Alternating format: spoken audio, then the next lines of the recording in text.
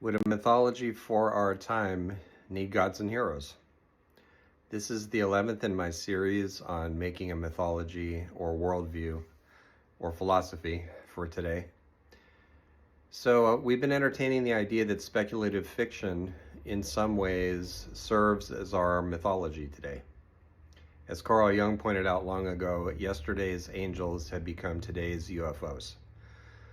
And in speculative fiction, there are gods and different kinds of spirits. Mostly they look like aliens.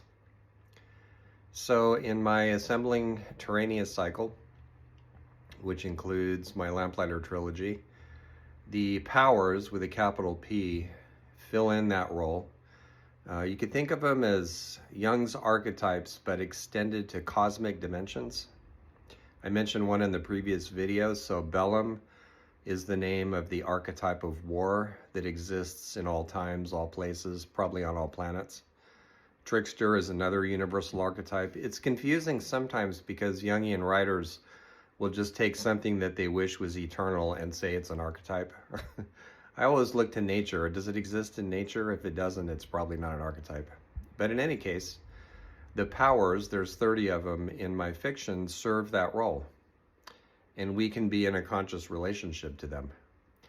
As for heroes, they tend to be best, and if you look at the world's mythologies, you see this, they tend to be best at preserving the status quo, but the ones that Joseph Campbell would call uninitiated tend to upset it even further. Heroes are dangerous beings, and often reckless beings, and one of the points of the hero's journey is to bring them to the point where they're not only not dangerous anymore, but actually helpful. But even when they're helpful, they tend to preserve how things are. But when the status quo itself is the problem or becomes the problem, then you need different kinds of characters.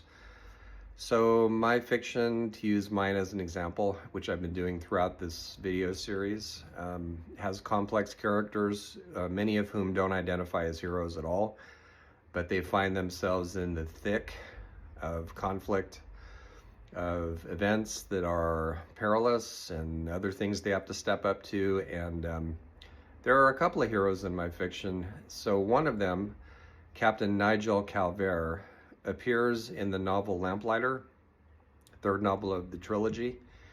And I like his character. He reminds me of people in my birth families, especially, full of heroes.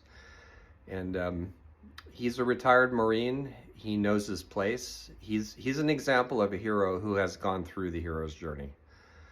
And he's friends with Kay Bormanis, who tells the story in the third novel. And Kay is a complex character. He's not a hero. Nevertheless, he grew up in great danger. He was raised by the people called Rotters, which is short for marauders. So these are sort of the gangs that rove through the world, stripping down cities for precious metals. They're, they often are employed secretly by large corporations to do that. Mostly they consist of veterans who weren't taken care of properly, mixed with tech people who got laid off by the thousands. So they're angry, they're dangerous. Kay grows up in extreme violence, but he discovers, and the Rotters who look after him discover, that he has a healing gift. So Kay is mostly identified as he gets older with that healing part of himself, not so comfortable with the killer part. So he and Nigel have an interesting friendship about that. I think that it's complex characters who stand the best chance of helping us make sense of complex times that we live in, where there's not such a thing as this is all good and this is all evil, which is how a 6-year-old sees reality.